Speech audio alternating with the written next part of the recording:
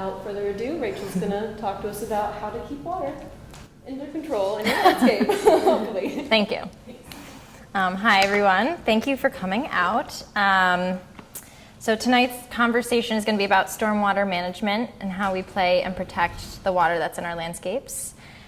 So just to start it out is the idea of the sustainability of stormwater management, why it's so necessary. Sustainability is something that's lasting through the future without needing high inputs of resources and energy to maintain it. Therefore, stormwater management is meant to be multifunctional and beneficial. So we want stormwater management to be aesthetically appealing, but we also need it to do its job and hopefully help protect our waterways and also diffuse water before overloading our waterways. Low impact design or water sensitive design and planning make the movement and presence of water in the landscape visible again. So in our society, we've kind of gone into this habit of whisking water away, especially in a lot of designs with residential areas, urban planning. We don't really see a lot of the water. It's gone when it rains and it just gets taken care of. So low impact design or water sensitive design is kind of the idea of also highlighting how beautiful water can be and its presence in the landscape. The same way that we try to highlight how important local food is to local communities. It's the same thing. Water is kind of that forgotten thing that we kind of take for granted. Most stormwater management deals with lessening the amount of impervious surfaces. Therefore, plants and garden spaces are an easy solution to enhance a space visually and ecologically. And that is kind of what most of the conversation tonight will be about, is bioretention spaces that focus primarily on easy solutions using vegetation and garden spaces. So, what's wrong with our current infrastructure? I love this infographic because it really shows, and this isn't true for every place, but kind of what's happening systemically is a lot of runoff occurs, and that runoff picks up a ton of different things, fertilizers, motor oil, all the things that we wouldn't like it to, but it does. And that usually goes into a storm drain, or sometimes in Vermont, it goes into a swale that then goes through a culvert and then goes into directly to our creeks. So that carries away the pollutants into our waterways. And,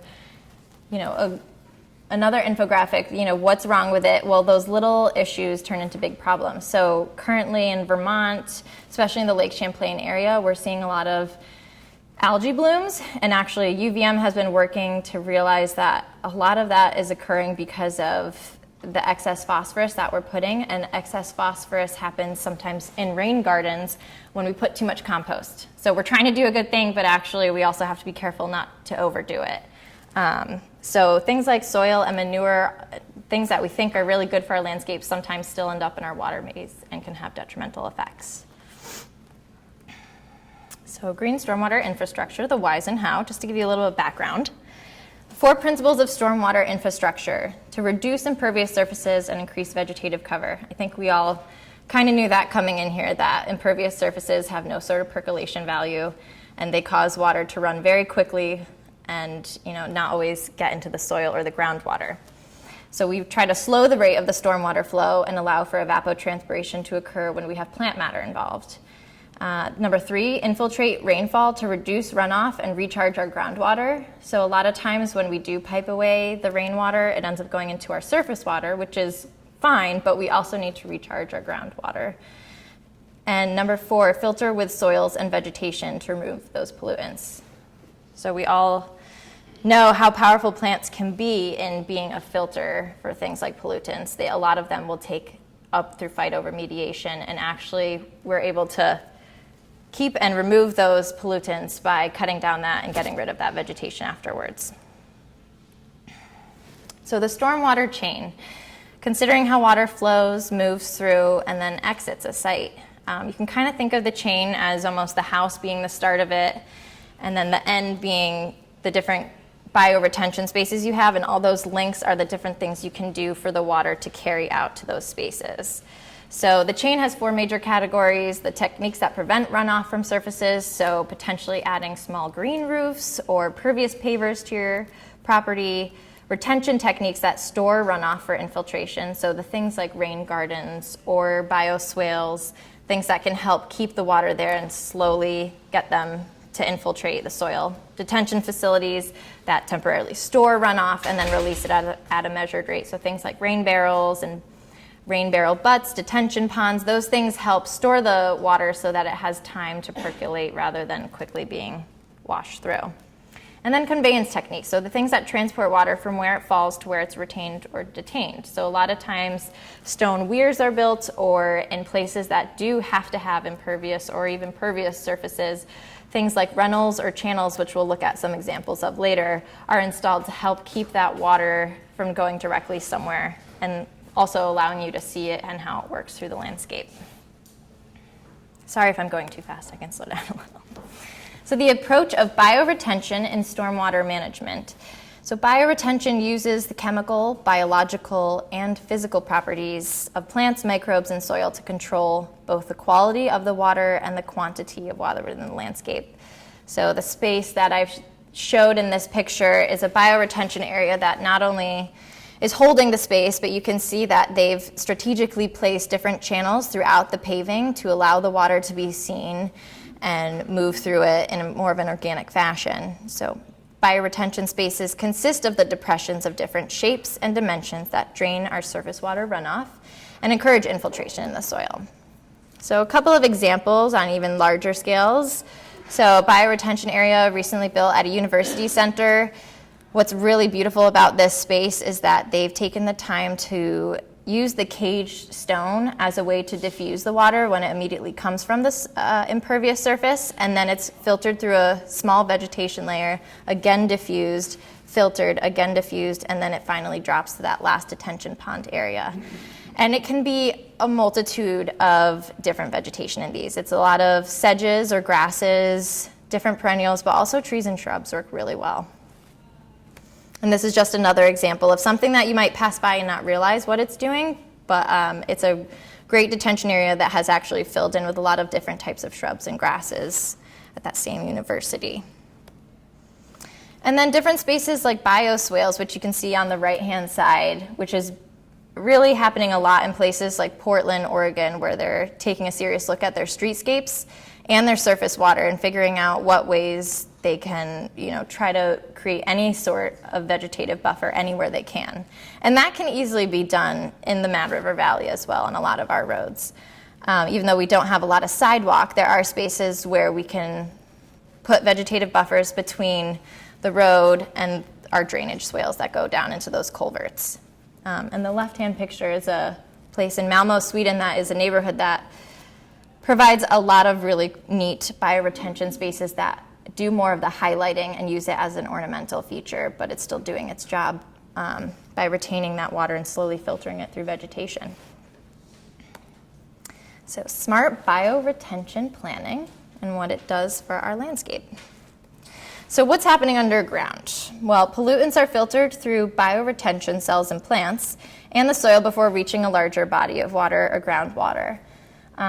You can see on this image here, I have chosen this image because I just love the root structures of a lot of native plants that we overlook and work really well in bioretention areas.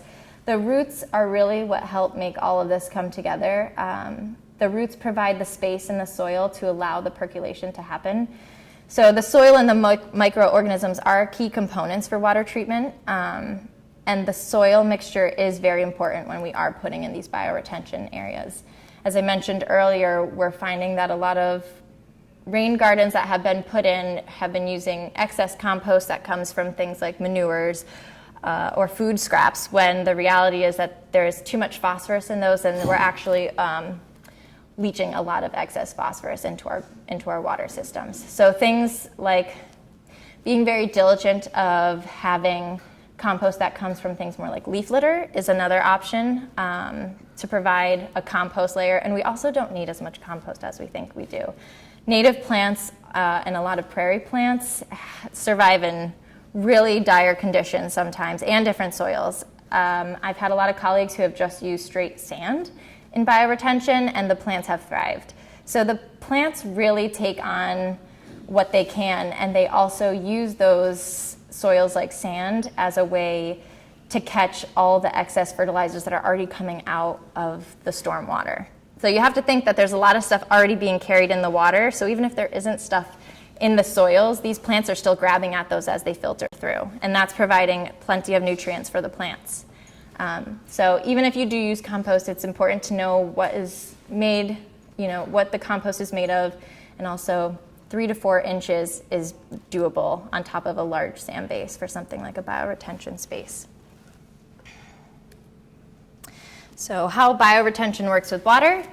The idea behind the bioretention is that you need to have the infiltration, which then provides the filtration from those soil microorganisms and the roots, being able to store the water and then uptake by the vegetation to provide the evaporation and transpiration of the water, which is also very important to maintain our water system. A lot of times when we have impervious surfaces, our water system gets messed up and we kind of forget about it. The whole idea behind it, it doesn't actually happen that easily when there's no plants to be doing the evaporation and transpiration. So it's important to have the vegetation for that aspect.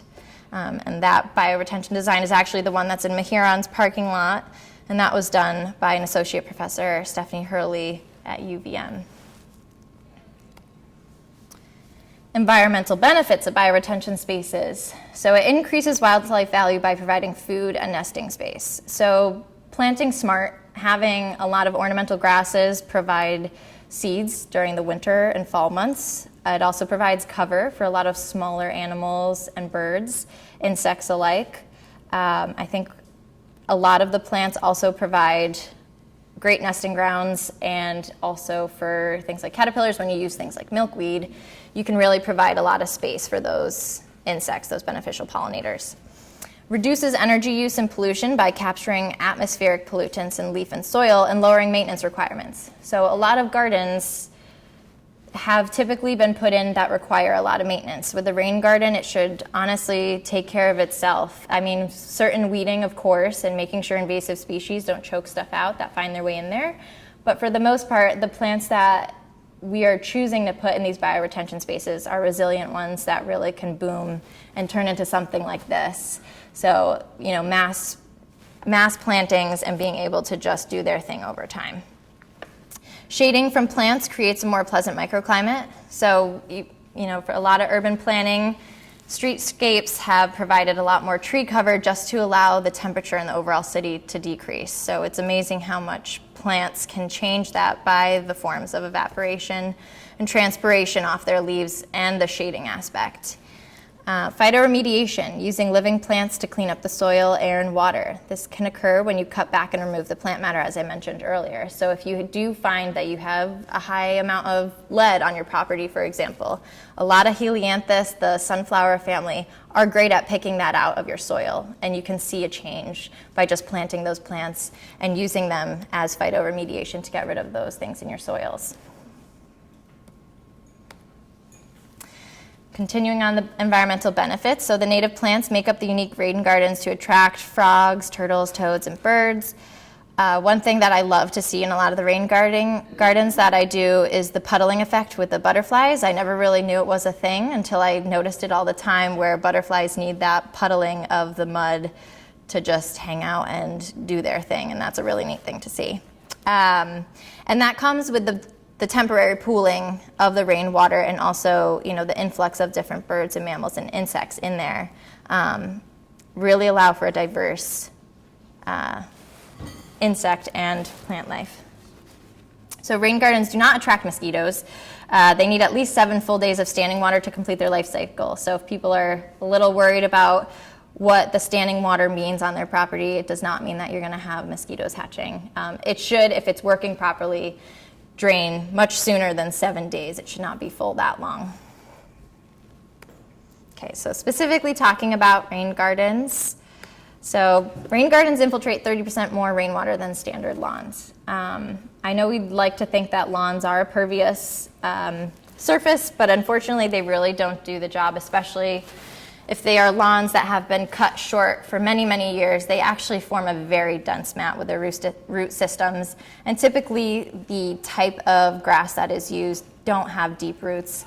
So it's just this large mat on the surface, and it's really not doing that great of a job. So we try to install rain gardens as a way to break up that surface as well. So visual and sensory pleasure. So you can play with the design of how the water moves or flows through your rain garden using stone or other drainage materials. It does not have to be strictly a depression filled with plants. In fact, I highly recommend if you're having water that's coming out of a downspout, I recommend diffusing it with something like stone so that it's not a lot of water making a channel through the garden bed. This is, again, just another example of how you can play with the design aspect. This is from a curb cut, so there is water that is getting channeled right to those stones, and those stones break it up, break that energy flow that's happening, and then nothing is really destroyed beyond that. Make it a possibility to be inside or above the rain garden to add a layer of exploration. So the idea of play, I know I've done a lot of different, the science behind rain gardens, but they're also a really wonderful learning experience, especially at schools. Last year we put in a rain garden at the Warren School, and it was amazing how many monarch caterpillars were there in the first year and the second year. And then the aphids came for the milkweed, but the ladybugs came to eat the aphids. So it's a whole science lesson for the kids. It's really fun to explore and go in and walk around in it with them. So beyond the rain garden, other methods to capture stormwater runoff. So you can also start small. Green roofs don't have to be your entire house. A simple shed that you might have in the backyard. It's a very if you look up how to really create the green roof aspect, it's pretty much like a raised garden bed with, a non-permeable surface below it for like a slightly slanted shed roof. It's a small thing, but it's amazing how much that just alone can change. All different designs for different covered areas, outdoor spaces. We live in Vermont, so if you have wood storage and it's in a shed, maybe that wood shed could have a green roof on it. It's just small little steps to make a difference. Also, rills and channels. I mentioned this earlier with spaces that do have a lot of impervious surfaces. One way to kind of diffuse the water and play with it through a site is to create these rills that kind of flow through the site. And, if you have it over the walking path, they have the grate. But you're allowed to see how the water is really flowing through it, especially in a heavy storm, and seeing it come down the downspouts and along the staircase on the right-hand side. And just other ideas with playing with drainage is, again, allowing that water to be seen. So there's the image on the right has a chain that goes from the gutter above, which also allows you to see how water plays through the site visually, and it sounds really beautiful as well. So rain barrels and downspout basins. Ending downspouts into vegetative filters also allows the transpiration of water. So this is more in a commercial-based area or a parking lot, for example. If you do have a large parking lot with a big building placed in the middle of it, provide vegetative buffers around that building where that water is coming down, and allow it, either if it's through a downspout or if it's coming directly off the roof, provide a space that stops that water from just going directly to that impervious parking lot, and that can do a tremendous amount. And then again, at home, rain barrels, they work great for also having water to water your vegetable gardens with or your gardens with, but you can also allow them to overflow. It's just another stopping point. So a lot of people have them capped and lidded so that it's used mostly for watering purposes. But if you leave it open and just allow it to be a water feature, when it overflows, have a backsplash and a splash around it of stone and allow it to just play and do its thing. So the one case study I did for this presentation was a residence I did this past summer in Fayston. So the plantings will look very young. This house had no front yard. It was essentially all parking and all impervious surface. And the homeowners lived on the bottom floor and they rented out the top floor. So their front porch where they sat and drank coffee was pretty much looking out at their driveway. And they really wanted to change that, and they also wanted to change the way the water was moving through their site. They get inundated from runoff in the spring, and they were trying to figure out a way to cure that. So the first after look was we totally switched the driveway around. We turned the driveway to the left-hand side of the property where the garage was, and we turned that whole area in front of their house into a no-mow lawn mix of fescues. So the fescue is a native grass that actually is more clump forming, and it allows deeper root system. So it's not your typical lawn. And we also mixed a little clover into that as well. And then on the bank that we closed off the driveway to, we added aromatic sumac, and then to grow up to 12 feet in the future, some false cypresses, and then a mix of hydrangeas and dogwoods to really create a border for them, so they no longer have to look directly at the street. And this is last week, so it's grown in a little bit. The shrubs still have a long time to grow, but you can start to see that the grass is taken and things are starting to happen. So again, this is just looking out at the views from when they walk out their front door and when they look out on their porch. And now when they go to their car, there's vegetation, there's, a lawn space for them, and they can actually really enjoy the space and know that they're cutting down a little bit on what was happening with their runoff, just going directly to the street and down into their swale. This is looking out of that porch. So over time, those shrubs will all grow and become a border. And this area here is right in front of their house, and it's a rain garden that we put in. And we used a lot of the old driveway material, actually, because it was really well draining. It was full of stone and sand. So we used that as the base and then just top dressed with a little bit of compost and mulch. And it's all native plants that were planted, and this is it, last week. So it's, like I said, these are all very, very young plants. This was just planted this past summer, but it's amazing how much it's transformed their living space, as well as what it's doing for all that runoff that was originally coming off their building. And that's just another look at it. And I'm sorry I ran through those so quickly, so I apologize, but are there any questions, comments? We can have a lengthy discussion. I know there's plenty of time left. And that's it. Thank you.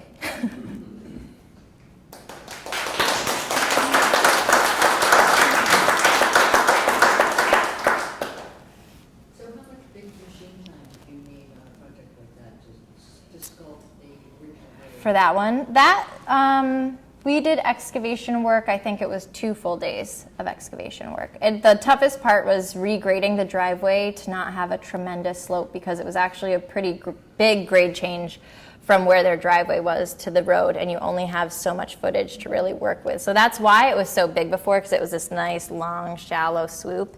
And we really shortened it to a tight curve to be able to achieve what we wanted to. And it works fine. It's just, it's a smaller driveway. It's a smaller area for cars, more room for people. So for commercial properties, do you have a sort of basic square foot cost for creating the actual rain garden space? I have a hard time with that. I find that it's really contextual.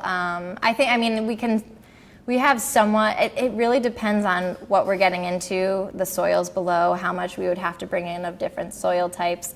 For the plantings, that would be an easier thing. I think it's more so of figuring out what's underneath, what's going on underground, and if it works also with what's currently being done to get water off the site. So if there's piping down below that we don't know about or have to work around, electrical, things of that nature. But I would say for commercial purposes, the planting scheme we can almost always have a general estimate for, based on square footage, what the planting will cost, but it's always a little trickier with the actual materials of compost or sand. You can't give me an idea of what ballpark. I'm just trying to get a sense of how much. So what kind of project are you thinking? Well, it's a multifamily place, 10 units. Mm-hmm. It's probably 80 feet long. Yeah. The structure that they have to build. And would it simply be in the ground kind of rain gardens, or would it be? So, I wouldn't be able to rattle off a number right now, but I could maybe talk to you afterwards and get more specific about it, and I could see if there's a idea ballpark we could come to. Yeah. In our property, there's a lot of springs on the banks. We're quite close to the Mad River. Yep. So there's a constant flow of water. Right. Which is a little bit different than the occasional downpour and managing that. Right. And, so there's, I don't know what the gallons per minute is. But Right. there are a number of springs that, we'd like to slow down, I guess, Yep. before it enters the river. Yeah. But it obviously is going to need a much larger area Mm-hmm. to deal with all that water flow that's more consistent. Yeah, I definitely think that you're on the right track by you need to diffuse what's, already getting pumped through. So even something like potentially putting in stone weirs, things that kind of stop it from just flowing through, and then behind stone weirs even having planting beds to then have that water that's being splashed against that stone weir infiltrate too, and then continue on its way. Just those simple things can really go a long way with diffusing it. Just stone does a lot in terms of that, and then having a plant. In the ground, sort of dry wells. Yes, I mean, if it's a lot of water running on the surface, though, as well, I would also say an ornamental feature of having different stone weirs kind of popping up and allowing the water that is running on the surface of your lawn or, of that nature. It's actually right next to the driveway. Yeah. So it ends up coming through the driveway. We have ice sheets in the winter and things like Yeah. that. Because it can't go down. Right. At that point. And to prevent something like the ice sheets, I would recommend, having some sort of plant matter there to also stop that from happening. If you have the space, if it's a possibility to create that stone and vegetative buffer. Yeah. Well, it's a lot of ledge, you've got a lot of problems. Right. Ledge we deal with a lot. Yep. Yeah. Yeah. The nice thing about certain plants and ornamental grasses is I know that I said that they have very, very deep roots, but they are also very adaptable to shallow soils. And constantly wet soil. Yep, you can find different plants that will work well with something that is constantly wet. And that's something with rain gardens. I think when a lot of people think of rain gardens, they think of something that is always constantly wet. But depending on the site, that's really not always the case. Like, for example, that last house I did in Facein, that rain garden that we put in there really isn't soaking wet all the time. But when they have a large rainstorm, you can definitely start to see the water starting to pool on the surface a little bit. It never has overflowed. But it's one of those things where it's saturated, which is what it's supposed to be doing, but then it filters out fast enough. So a lot of times you don't need plants that love wet feet. They might actually not do well depending on where they are in the depression. So stuff that does love really wet feet, you could put closer to the center, the lowest point, and then the stuff that kind of is on the outskirts really doesn't have to love being wet all the time. Yeah. Do you have a favorite book of native plants? Ooh, a favorite book of native plants.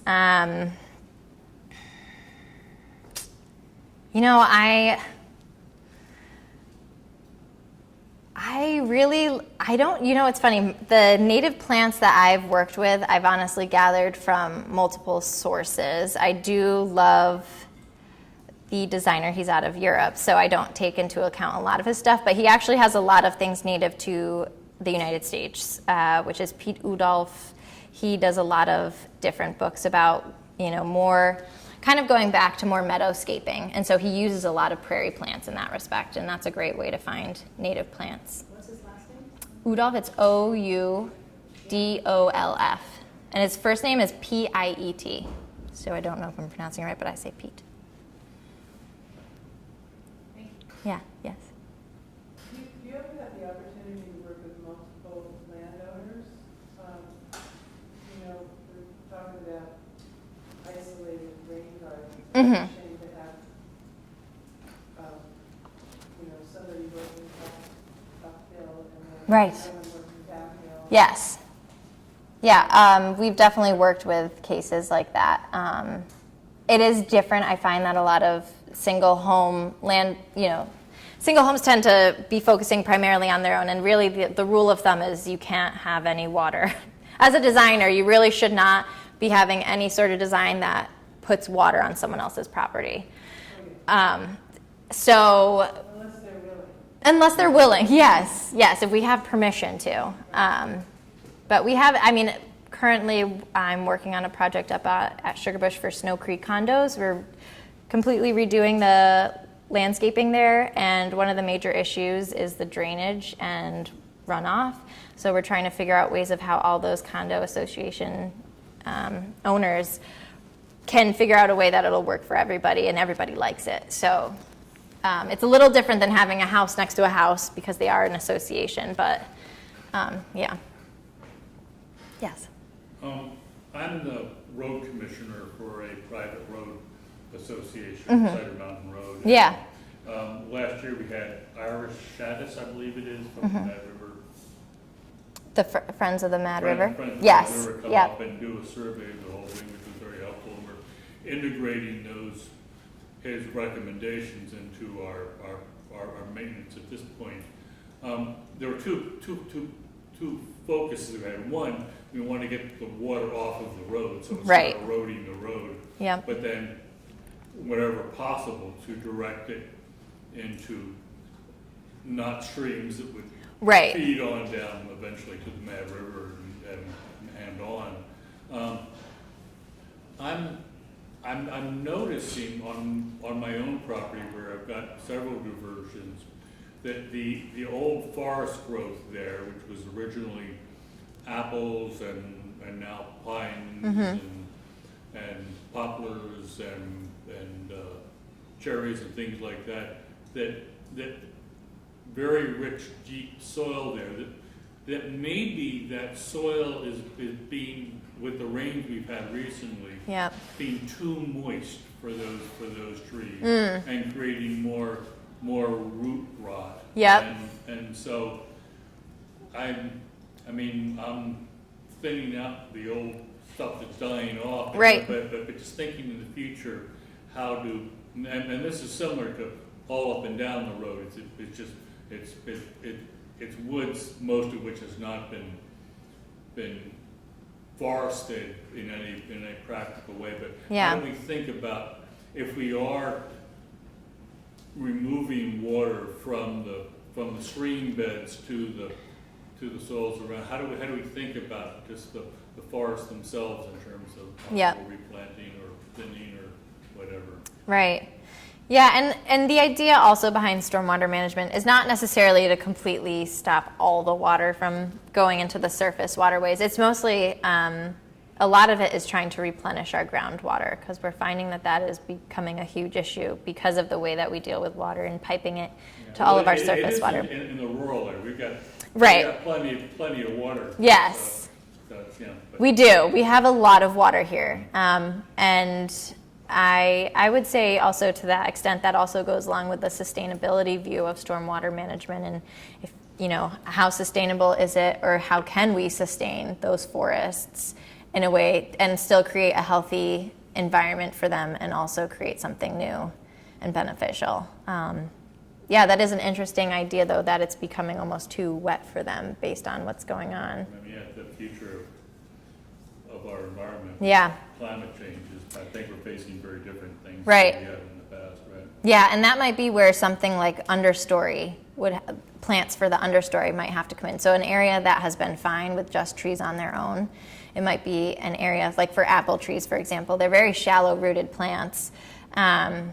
Putting something in among those apple trees that have deeper roots that can really hold and take in more moisture than what they're taking in. Some directions on where to look for that sort of thing? Yeah, so a principle in permaculture, one of the ideas is also a lot of people plant Russian comfrey under apple trees, and it's beneficial because it has an extremely long taproot that takes in a lot of nutrients, but that taproot brings a lot of those nutrients up to the surface soils where the apple tree roots are. So the apple trees benefit from it because they're helping bring those nutrients up, and then you can cut it down and it creates a really beneficial compost for the apple trees as well. So that's a really simple, quick, easy plant to be able to plant around orchards. That's beneficial. Yeah. Act 250 suggests, they don't follow up to see if you've done it or not, but they suggest dry wells, all your readers going to dry wells and ponding, Interesting. which is a lot cheaper Yeah. solution Yeah. Versus a cheaper solution than. than to extensive rain gardens. And they work well too. Yeah, it is a possibility. It's certainly an option. I think some people also use the rain gardens though as a way to benefit the wildlife and pollinator. It's an easy way to install plants that can benefit those guys as well. We use both the rain gardens and the dry wells, but Yeah. the dry wells are almost always possible. Rain gardens aren't necessary. Yeah, and it's also just another way in landscaping to look at gardens. And it's a very easy way to add landscaping that has a second use as well. You know, a lot of times in landscaping, we tend to make a lot of mounded beds, and then a lot of those take a lot of mulch and we don't fill them, and so they kind of become, they're beautiful in their own way, but they don't do the same thing. They actually help shed the water off and continue on versus soaking it in and letting it infiltrate a lot. Yeah. So, excuse me, a lot of your solutions, a lot of things you were saying there were about downspouts and. Yep. I've not seen that in Vermont. Yep. Gutters are very uncommon. Yes. So Yes. what other solutions are there? A lot of, around the house and stuff? I would absolutely say that drip lines are a great addition. A drip line, so adding a stone drip line, so 2 to 3 feet out from your house of a stone border, that helps diffuse that water that's coming off, and it also gives it time to percolate a little before running into the vegetation. You can absolutely plant vegetation right up and through that drip line area. A lot of plants can take it. It's just what an aesthetic, what your aesthetic would be. But I always recommend the drip line because it helps diffuse the harshness of the water that's coming off of your building. And we do that in almost all of our designs because you're right, people really don't have gutters. I mean, I see it more when I do jobs up in the Burlington area. There's a lot more people with gutters, or Richmond. So I do a lot of this with other clients up that way, but in the valley, the drip line is a really great solution to something like that before putting it into your garden bed. How deep would the stone roof? Usually what we do is, I will excavate about the stone itself would only be around 6 inches, 4 inches. It doesn't have to be very deep, depending on your water flow. Some houses where roofs are coming to a point and then there's a large amount of water coming down, but if it's something that's going along a shed roof on your house, it doesn't have to be very deep. I would absolutely recommend a French drain for a point where this roof is coming to this and this roof is coming to this, and then it's all coming down at one point. I would recommend excavating close to, just to be on the safe side, so you don't have a lot of water overflow, is 2 feet deep of just filling in with different drainage stone, and then you could do ornamental stone around the top if you wanted. French drains work great though to help diffuse that water before it all goes out into that garden bed beyond, or the lawn. Thank you. Yeah. Anyone else? Yeah. I would put a perforated pipe at the bottom. You can. Yep. And I've done that for houses that have heavy rainfall flow coming, larger roofs. But I've also found that the French drain without the pipe can work well if you have the garden space around it to take up that water. Yeah. You talked about impervious Yes. stuff. What do you suggest? So for something like around your house kind of a thing, walkway, I always really love the organic, stepping stones, but in a more organized way, and filling that with crushed, a mason could fill it with crushed marble and then top it with more of an ornamental pea stone in between the cracks, or you could do thyme or mosses between the cracks. Something that allows space between the surfaces. So tight bricks and things like that, there's really not a lot of space for any water to run through. But when you have something like stepping stones or even large pad stones, you still have the spaces between them to fill with something like stone or plant matter. Yeah. Or boardwalks. That's another thing. Boardwalks are really cool. I really love having a boardwalk over a rain garden or, a wood path as well.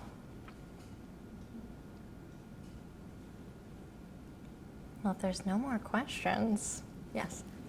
In another venue, there's a situation where they're putting in a big new development, but because they want to integrate drainage, basins, things, but it's on a flyway for a local airport. Is there any guidance on how one designs that sort of thing so that you're getting you're essentially creating a rain garden, but not one that is going to establish standing water where birds are going to congregate. Right. And then being Yeah. in contrast to the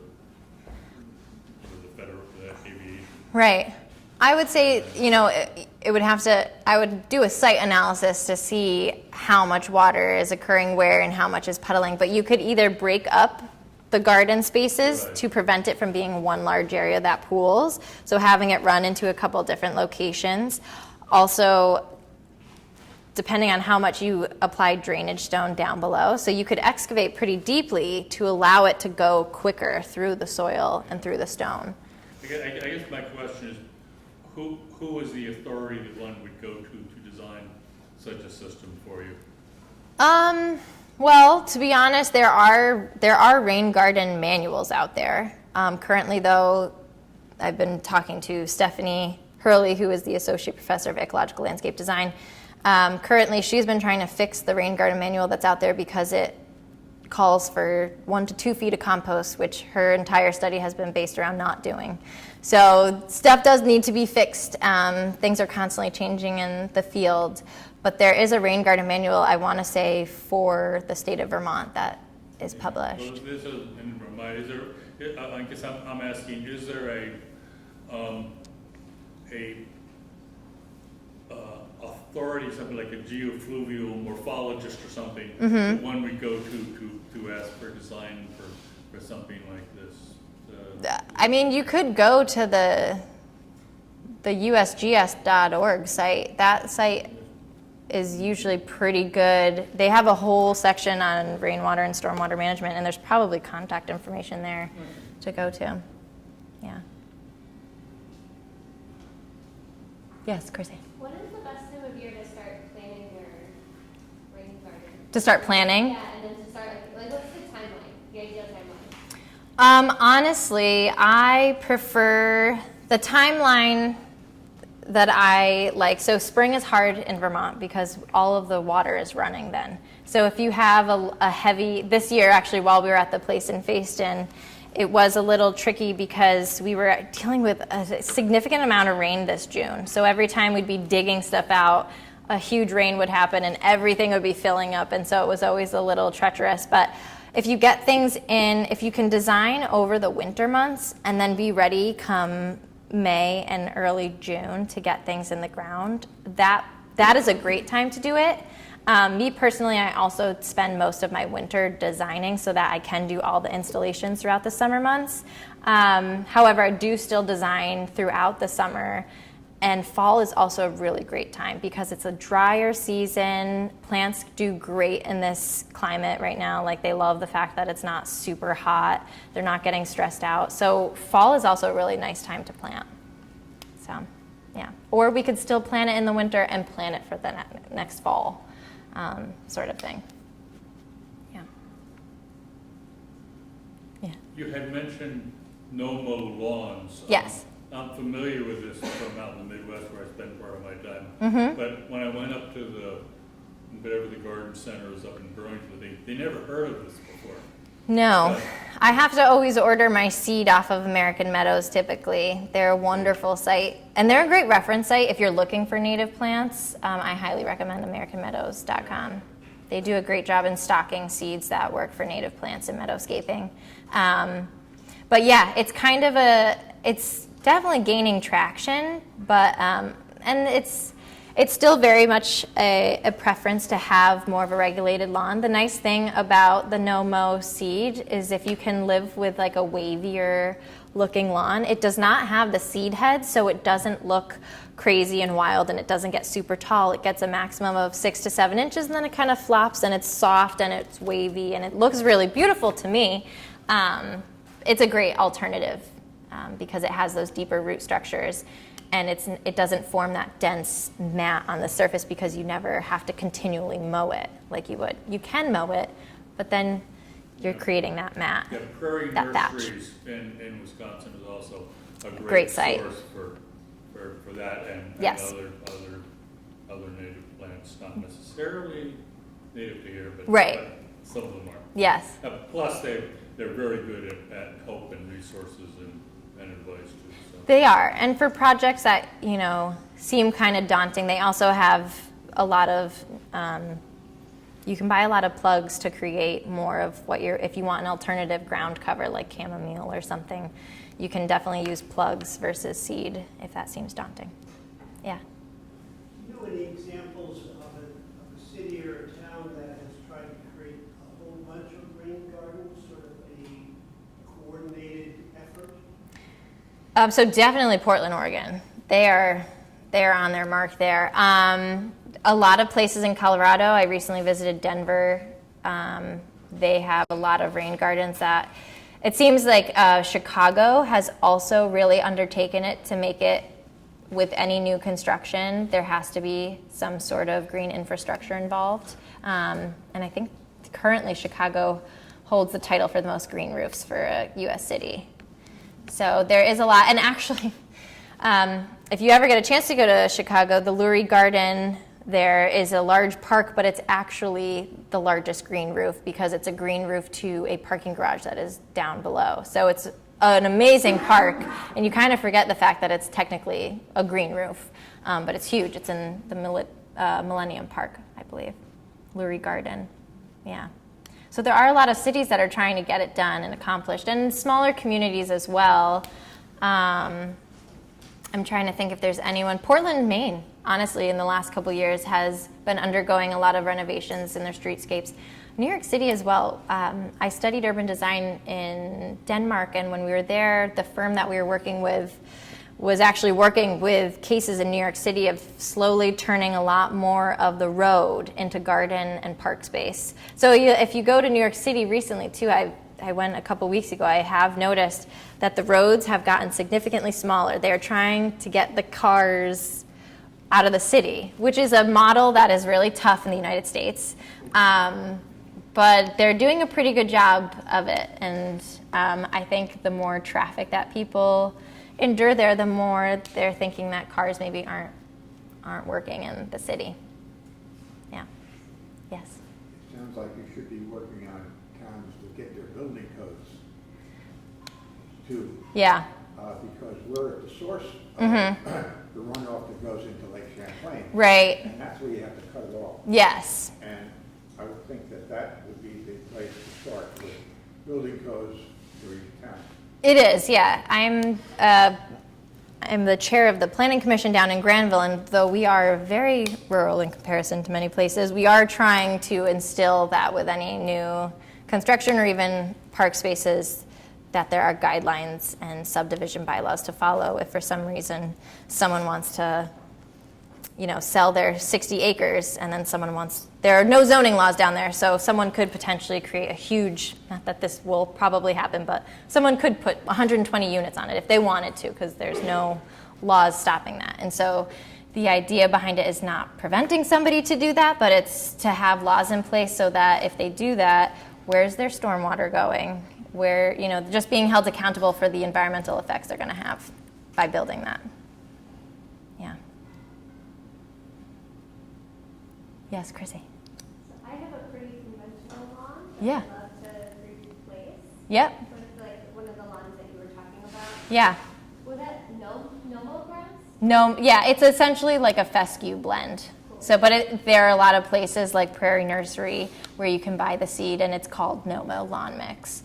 And also, adding something that does flower, like white Dutch clover, is a great benefit to the bees. And it's helpful because it doesn't have to be the entire lawn. If you don't want it to be, you can mix it in with something like the no-mow, and it can pop up where it chooses, and it's just an additional bonus.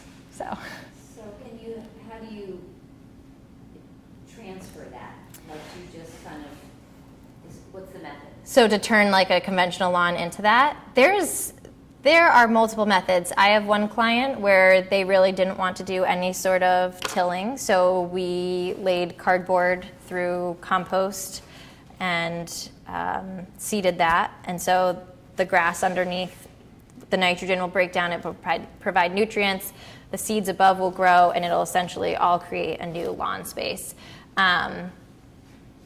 And that is a great thing to do like this time of year if you really want it for next year. Now would be the time to like sheet off an area. If you're nervous to do the whole thing at once, you know, you can do it section by section, but to lay, you know, a couple layers of cardboard down and do the lasagna composting and add the compost above, seed it, and have it ready to go for germination come spring. Yeah, I've been successful at just overseeding Dutch white clover onto my existing lawn. This is a historical background. I heard a thing. When I grew up, we had clover all over our lawns. Right. And I've been realized several years ago, I just missed it, that it didn't exist.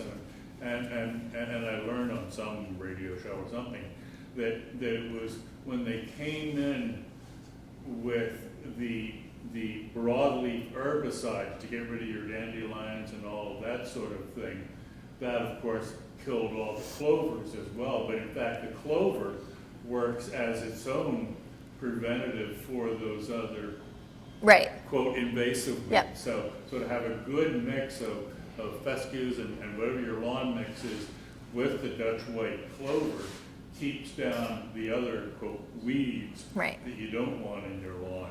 And it's great for the bees. The bees love it. And it is. It's also medicinal. It's edible. Yeah. So just going off the previous questions there, which was, how would you do it for a large area? For a larger area? I mean, if you wanted, so my personal yard was a jungle when we built our house, and it was all everything and anything. And what we did, honestly, which I don't love, but we used large tarps, and we laid down the tarps that we had used when we were building the house. We laid them down on the ground to get rid of all the wild chervil and buttercup that had also grown in. And that can solarize and kill off whatever is below. And then, I feel like probably about an acre and a half to 2 acres of traditional lawn. yeah. I mean, you could either do it that way, or if it's traditional lawn, you could potentially, I like to go I mean, you can get a sod cutter. They're kind of a rough beast to manage, and they also use gasoline, but that is an option to just go through and get it cut off. I would say flip it and let the nutrients stay in that soil so you're not totally depleting the soil, and then lay a little bit of extra topsoil or compost on top and then seed on top of that. You could do that if, and again, it's one of those things where for that much acreage, it will be a little bit of a process, and then at that point you can also seed with whatever you want if you wanted wildflowers or anything of that nature. But cutting the sod might be the best option. Yeah. Yeah. Yeah. Well, if no one has any more questions, it's almost 8 o'clock, so I think we could call it a night. Thank you all so much for coming. I really appreciate it.